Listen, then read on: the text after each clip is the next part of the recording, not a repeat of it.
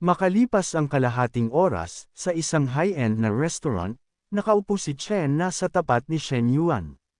May alinlangan siyang nagtanong, Mr. Shen, napakamahal ng restaurant na ito.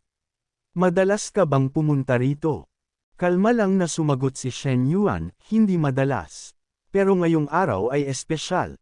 Ipagdiwang natin ang matagumpay nating pagkakasundo. Namula na naman ang mukha ni Chen na, habang si Shen Yuan ay lihim na pinapakalma ang sarili. Shen na, mahirap talagang pigilan ang sarili sa sitwasyong ganito. Kahit sinong matinong lalaki mahihirapan dito. Bigla siyang nagtanong, Shen na, bakit hindi ka nalang umupo sa tabi ko? Bahagyang nagulat ang dalaga pero tumango na lang at lumipat. Pagkaupo niya, agad siyang hinayla ni Shen Yuan palapit. Damaykit ka pa ng kaunti. Sa isip niya, ang pagkuha ng kafe ay nagkakahalaga ng 300,000.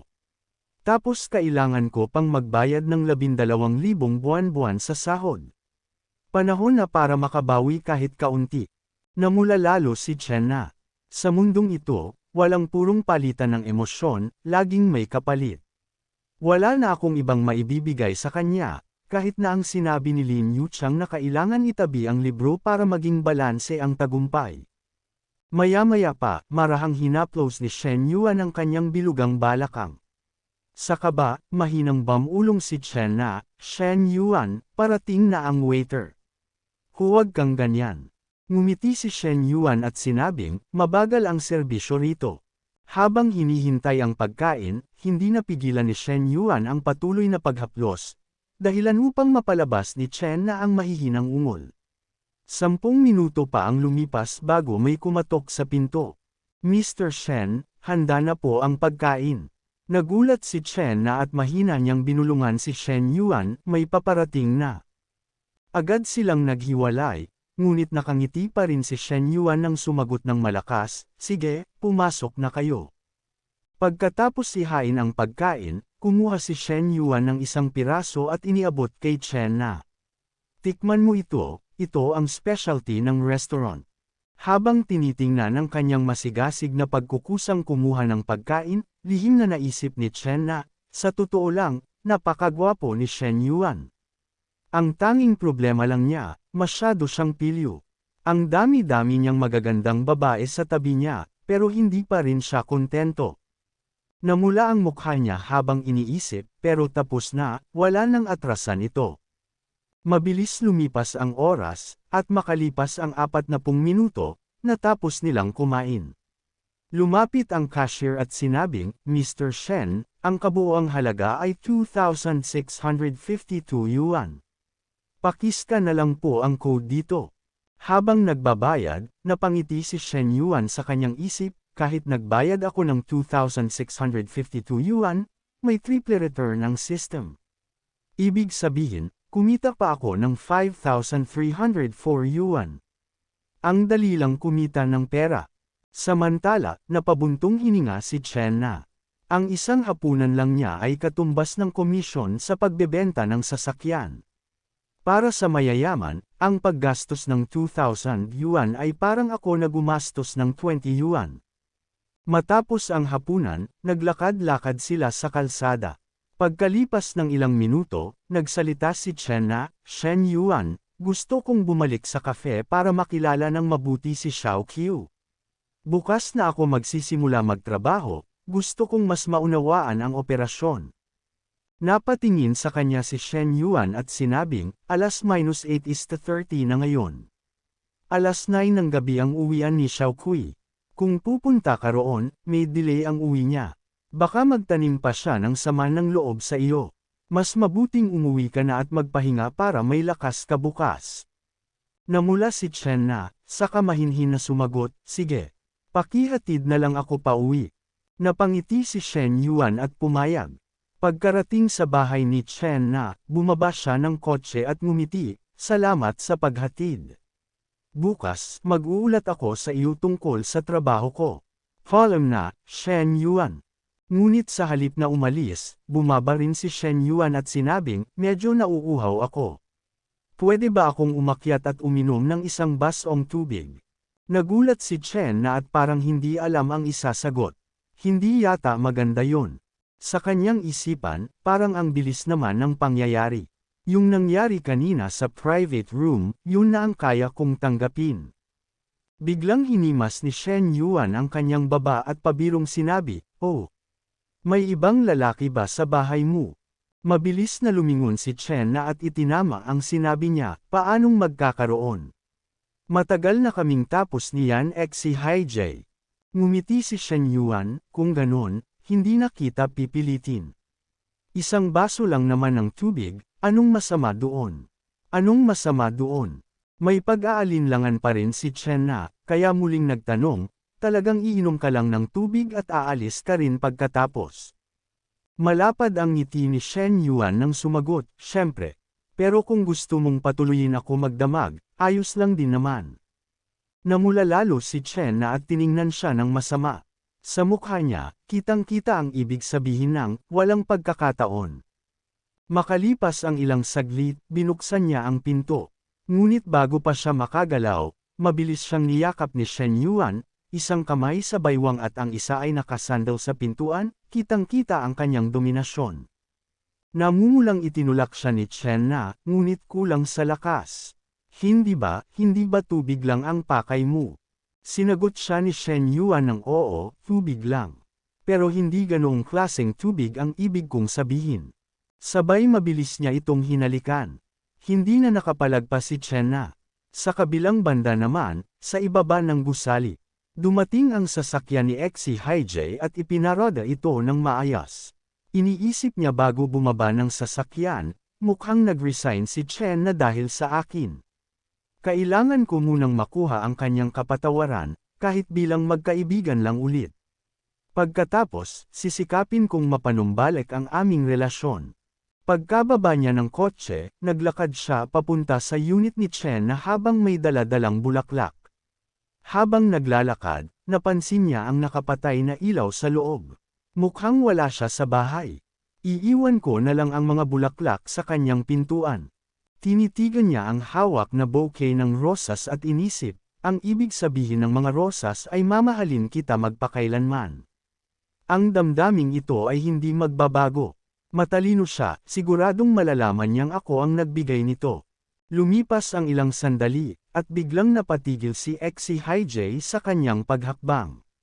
Napakunot ang kanyang noo habang unti-unting lumilinaw sa kanyang pandinig ang mga tunog mula sa loob ng apartment ni Chen na. Malalakas at puno ng emosyon, hindi maikakailang boses iyon ni Chen na. Nanlaki ang kanyang mga mata at napaatras ng bahagya. Hindi. Boses iyon ni Chen na. "Damn it. Sinabi mong wala kayong relasyon ni Zheng Xianyong, pero ngayon." Isang matinding galit ang bumalot sa kanya. Hindi na siya nakapagpigil at malakas na hinampas ang pinto. "Zheng Xianyong, lumabas ka rito." Sigaw niya, halos nanginginig sa tindi ng emosyon. Paulit-ulit niyang pinaghahampas ang pinto na para bang kaya nitong baguhin ang nangyari sa loob. Samantala, sa loob ng kwarto, narinig ni Shen Yuan ang kaguluhan sa labas.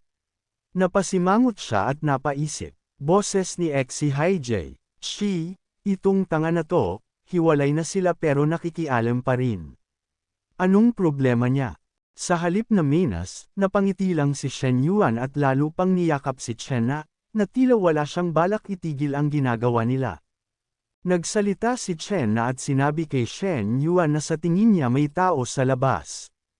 Mayroong kumakatok ng pinto, ngunit sinabi lang dito ni Shen Yuan habang buhat niya ito na nagkakamali lang siya. Ang taong kumakatok ay sa kabilang kwarto, hindi dito yon. Sabay binuhat niya ito upang ipagpatuloy ang kanilang ginagawa. Habang bitbit ito ni Shen Yuan, sinabi ni Chen na dito na hindi pa siya handa. Kaya maging mahinahon lang ito sa kanya. Agad naman sumang-ayon dito si Shen Yuan at nagpatuloy. Samantala, makikita ang bulaklak na dala ni Xi Haijay ay nasa sahig na. Naglaho na ng sigla ni Xi Haijay sa harap ng pinto, nakayuko at tila nawalan ng lakas. Hindi pa rin siya makapaniwala sa narinig. Parang biglang gumuho ang lahat ng pag-asa niya. Mukhang, tuluyan na siyang nakuha, bulong niya sa sarili, ramdam ang pait sa kanyang dibdib. Pinagmasdan niya ang nahulog na bouquet ng rosas sa sahig, ang mga bulaklak na dapat sana'y magpapahayag ng kanyang tunay na nararamdaman. Ngunit ngayon, tila wala na iyong halaga. Dahan-daang napapikit si Exy Haijay, pilit nilalabanan ang luhang gustong pamatak mula sa kanyang mga mata. Sa mahina at nanginginig na tinig, bumantong hininga siya bago tuluyang bumulong, sabihin mo na lang sa kanya, huwag niyang kalimutang gumamit ng proteksyon. Kasabay ng kanyang mahinang hagulgol, unti-unting naglaho ang natitira niyang pag-asa. Lumipas ang isang oras, nakatuwad na si Chen na habang nanginginig ang buong katawan niya, na parang bang nawala na ang kanyang pagkaberhin. Naging inag niyang sinabi kay Shen Yuan na ang bagay na ito ay masakit, pero nagbibigay ito ng sarap sa buong katawan. Sabay bigla na lang hinarap ni Shen Yuan si Chen na kaya nagulat ito at napatanong, ano ang iyong ginagawa?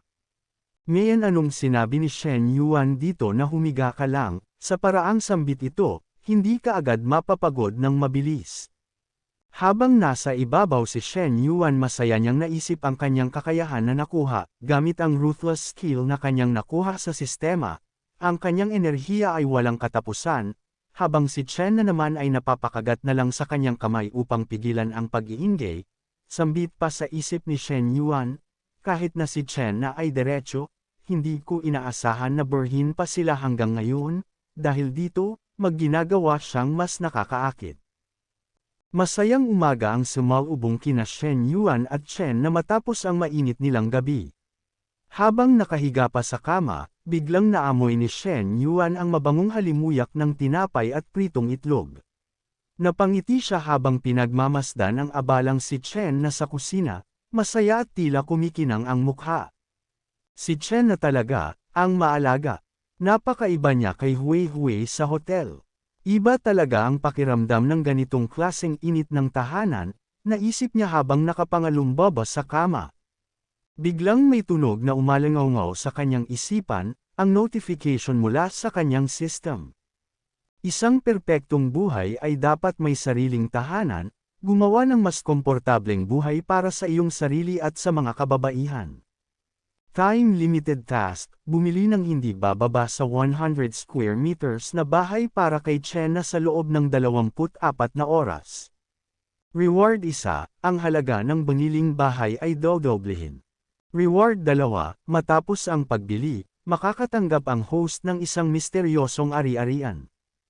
Tandaan, ang unang reward ay maaaring pagsamahin sa refund batay sa base affection level. Napasimangot si Shen Yuan ngunit napalitan ito agad ng ngiti. Napaka-generous talaga ng system. Ang ganda nito. Malamang, hindi basta-basta ang misteryosong ari-arian na ibibigay nila sa akin. Baka isang malaking mansion. Isang perfect na lugar para sa pool parties.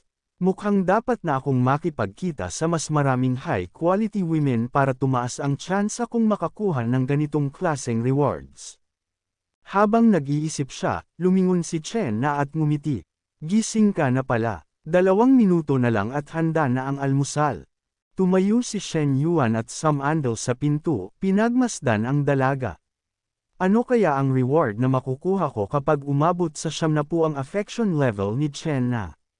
Naisip niya, ngumiti siya ng mapanukso at lumapit sa likod ng dalaga, sabay hinawakan ang kanyang siopaw. Hindi pa ba sapat ang nangyari kagabi? At saka, umaga na. Gulat na sabi ni Chen na, namumula ang mukha. Ngunit sa halip na sumagot ng diretsyo, bumulong lang si Shen Yuan sa kanyang tenga. Ikaw ang gumawa ng breakfast mo, ako naman ang sa akin. Dahil dito, biglang nabitawan ni Chen na ang hawak niyang kahoy na sandok, sabay na palunok ng hangin. Ngunit bago pa siya makapag-react, sinabi bigla ni Shen Yuan, kung wala ka namang gagawin mamaya, bili tayo ng bahay. Iriregalo ko sa'yo. Napamulagat si Chen na sa narinig, lalong namula ang pisngi. Anong sinabi mo? Bahay. Para sa akin. Napatulala siya sa kanyang kinakatayuan, si Chen na matapos marinig ang sinabi ni Shen Yuan. Napaisip siya dito, tinulungan na niya akong magbukas ng kafe, at gumastos na siya ng 300,000. Ngayon, bibilhan pa niya ako ng bahay. Naisip niyang kahit hindi ito isang top-tier city, siguradong aabot pa rin ng milyon ang halaga ng bahay.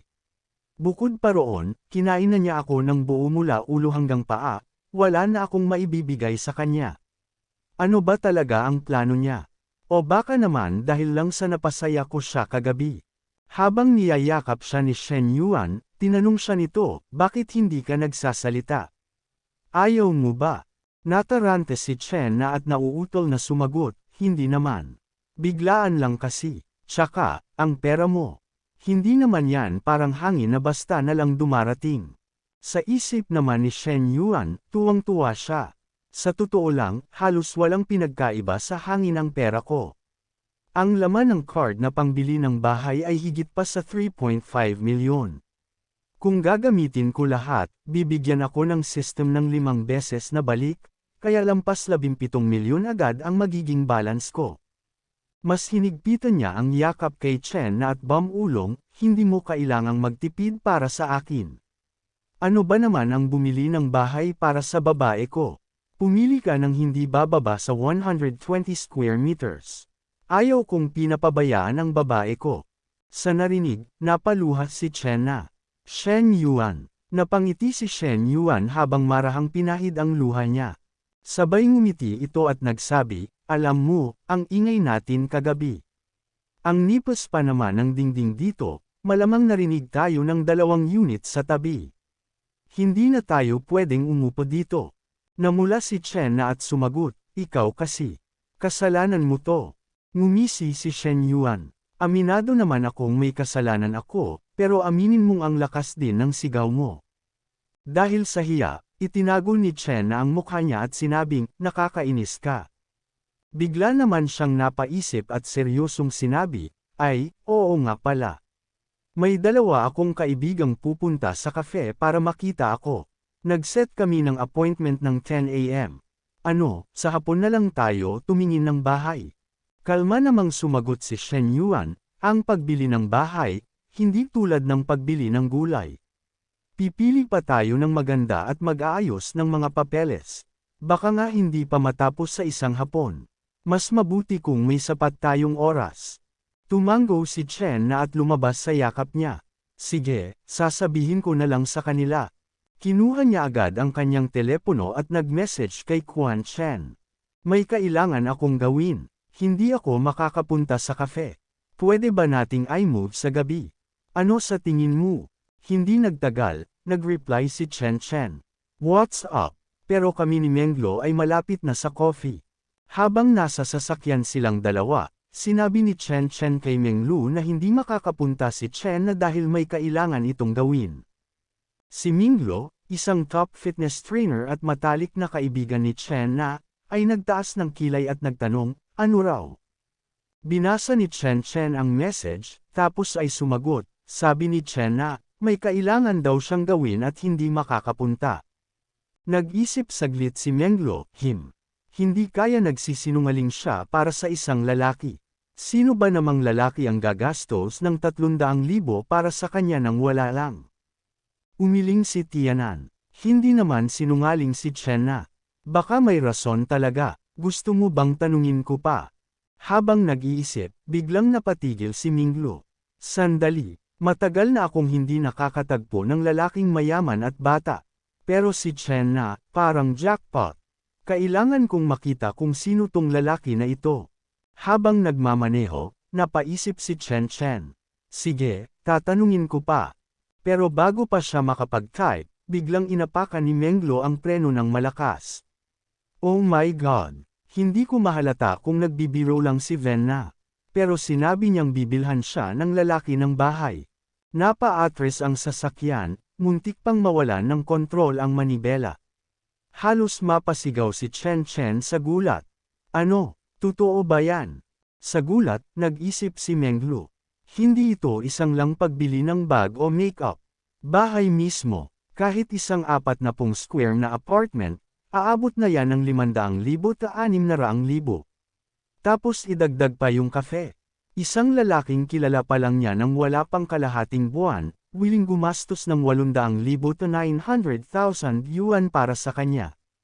Hindi pwede to. Kailangan kong makita tong lalaking to. Habang pinipigil ang excitement, may pilyang ngiti sa mukha ni Menglo. Kung totoo ngang bibilhan siya ng bahay, sigurado akong hindi lang si Chen na ang babae niya. At kung sa kakayahang magpasaya ng lalaki ang labanan, mas magaling ako kaysa kay Chen na. Hindi ko hahayaang ibang babae ang makinabang sa ganyang klaseng lalaki. Mabilis siyang nagdesisyon. Chen, itanong mo kung saang building sila pupunta. Pupuntahan natin sila para tulungan, siyang pumili ng bahay. Sayang naman ang pagkakataon, sa totoo lang, wala na tayong gagawin ngayong araw. Mas maganda kung madaming tao ang tutulong para pumili kesa gawin niya lang ng magsulo. Habang sa isip niya, patawag Chen na. Mas maganda kung makikinabang din ang iyong sariling kapatid kesa sa ibang babae. Si Chen ay agad na nag-type ng mensahe. Okay, ako na ang bahala. Makalipas ang 40 minuto, nakarating na sila sa Songho Tiandi Sales Center. Pagbaba pa lang ng kotse, namangha na si Menglo habang iniisip, Songho Tiandi. Ang pinakamaliit na unit dito ay higit 1,000,000. Ang pagreregalo ng bahay na nagkakahalaga ng 1,000,000 para lang sa kanyang babae. Kailan kaya darating ang ganitong kayamanan sa akin? Samantala, lumingon-lingon si Chen bago iwagayway ang kamay sa harapan. Chen na, ang tagal nating hindi nagkita. Mabilis namang sumagot si Chen na, tama. Miss na miss ko na rin kayo. Lumapit si Chen at hinawakan ang kamay ni Chen na, pagkatapos ay nagtanong, sino naman itong gwapong lalaki sa tabi mo? Hindi mo ba kami ipapakilala sa kanya? Masayang lumapit si Chen na kay Shen Yuan at buong siglang ipinakilala siya. Shen Yuan, sila ang dalawa kong matalik na kaibigan. Siya si Liu Menglo, isang personal trainer, at siya naman si Chen, nagtatrabaho bilang sales agent sa Ferrari. Agad namang naging palakaibigan ang dalawa kay Shen Yuan. Wala nang inaksayang oras si Menglo, agad lumapit at ipinatong ang kamay sa dibdib ng lalaki, sabay kindat. Hello, Shen Yuan, medyo payat ka, dapat magdagdag ka ng muscle. Kung may oras ka, bumisita ka sa gym ko para mag-training. Sa isip-isip niya, hindi ko akalain. Sugar daddy pala ni Chen na. Mukhang wala pang 25 years old, pero mayaman, bata, at gwapo. Nakakainis. Ngumiti lang si Shen Yuan pero malamig ang tono ng sagot niya, wag na. Kung mag-training ako sa gym mo, baka hindi ako makapag-focus. Pinagmasdan ni Menglo ang reaksyon nito at naisip, hindi naman siya umiwas sa pang-aakit ko. Ibig sabihin, baka hindi pa sila opisyal na magkasintahan. Pero base sa mga marka sa tuhod ni Chen na, mukhang matindi ang laban kagabi. Malamang, sobrang napasaya niya si Shen Yuan kaya ito bibilhan ng bahay.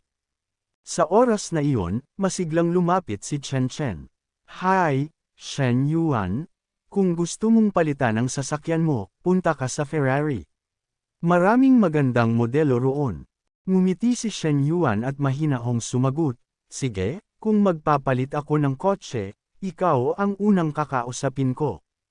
Habang nakatingin sa dalawa, biglang lumitaw ang favorability rating sa taas ng ulo nila. Menglo 68%, Chen 67%, napangiti si Shen Yuan at naisip, kakamit lang namin, wala pang 5 minuto, pero nagkaka-interest na agad sila sa akin. Shen na, sigurado ka bang best friends mo talaga sila? Ngunit hindi niya ito inisip ng masyado. Hindi naman masama para sa akin. Mas maraming babae ang may mataas na favorability. Mas marami akong magiging puno ng pera, sa hinaharap. Mabilis nilang tinungo ang sales center. Sa isang tabi, isang middle-aged na lalaki ang nakatingin ng may inggit. Bumibili ng bahay na may 3 top-tier na babae sa tabi. Sino bang pinagyayabang nitong lalaki na to? Lumapit ang isang saleswoman, puno ng sigla, at nagpakilala. Sir, ang binibenta po namin ngayon ay nasa Building 3 at Building 7. Ang average price ay nasa 15,000. Gusto niyo po bang tingnan muna ang model unit? Diretsong sumagot si Shen Yuan, hindi na kailangan. Ang budget ko ay 3 milyon. Sabihin mo na lang kung anong unit at floor ang swak sa halagang ito. Naging mas masigla ang saleswoman. Ganun po ba, sir? Kung ganun, mangyaring sumama po kayo sa negotiation room para maipaliwanag ko ng mas detalyado. Naglakad sila papasok, pero si Menglo, halos mahulog ang panga sa gulat. Ano, sugar daddy level ng ganito kataas? Isang kumpas lang ng kamay, 3 milyon agad.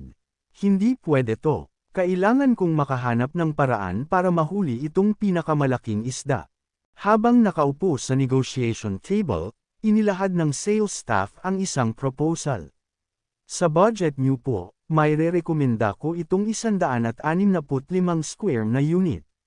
Nakaharap ito sa hilaga, pero ang pangunahing view ay nasa timog. Sa kabuuan, may diskwento ito at magiging 984,000 yuan ang final price. Nang marinig ito, nag-aalalang sinundot ni Chen na ang bewang ni Shen Yuan at mahina ngunit seryosong bamulong, Shen Yuan, masyadong mahal to. Ngunit hinawakan lang ni Shen Yuan ang hita niya at ngumiti. Okay lang, wag mong intindihin ang presyo. Mas komportable tumira sa malaking bahay. Sa tabi, palihim na nagpalitan ng tingin sina Menglo at Chen Chen. Sa isip nila, gustong magtipid ng babae, pero ang lalaki, walang pakialam. Gusto lang niyang ibigay ang pinakamaganda para sa babae niya. Isang legendary, unparalleled, at napakamapagbigay na sugar daddy. Ngunit sa loob-loob ni Shen Yuan, iba ang iniisip niya. Kailangan ko pa ring baratin ang presyo. Kung hindi, baka isipin ng iba na isa lang akong tanga na madaling lokohin. Nagpatuloy siya, Miss, paki-calculate ang final discounted price. Alam kong pwede nyo pang ibaba yan. Nagpatuloy ang saleswoman, puno ng sigla, Sir, makakapagdesisyon na po ba kayo ngayon? Kung oo, agad ko kayong ipapakiusap para sa mas malaking diskwento. Ngunit sagot ni Shen Yuan, na may casual na kumpiyansa, hindi na kailangan ng ibang diskwento. Palitan na lang ng mga parking spaces. Sa totoo lang, halos pareho lang naman ang halaga. Ang galanteng estilo ng pagbili ni Shen Yuan ay nagpatibay sa desisyon ni Menglo. Hindi ko pwedeng palampasin ang lalaking to. Dapat makuha ko siya. Sa isip niya, inayos niya ang kanyang buhok ng bahagya, isang natural ngunit flirtatious na galaw. Napansin ito ni Shen Yuan at saglit siyang naguluhan. Ano na naman ang ginagawa ni Menglo? Pinagmasdan niya itong mabuti at napansin kung gaano ito kaganda. Kung tutuusin, sobrang top tier ng babaeng to. Kung may mangyari man sa amin, sigurado, ibang level ng saya ang mararamdaman ko. Habang iniisip niya ito, unti-unting namula ang kanyang mukha. Mabilis namang lumitaw sa isip niya ang isang sexing imahe ni Menglo, dahilan para matulala siya saglit. Agad niyang tinakpan ang kanyang mukha at pinagsabihan ang sarili. Hindi ngayon ang tamang oras para ma-distract. Dapat tapusin ko muna ang usapang bahay bago ang lahat. I got so much motherfucking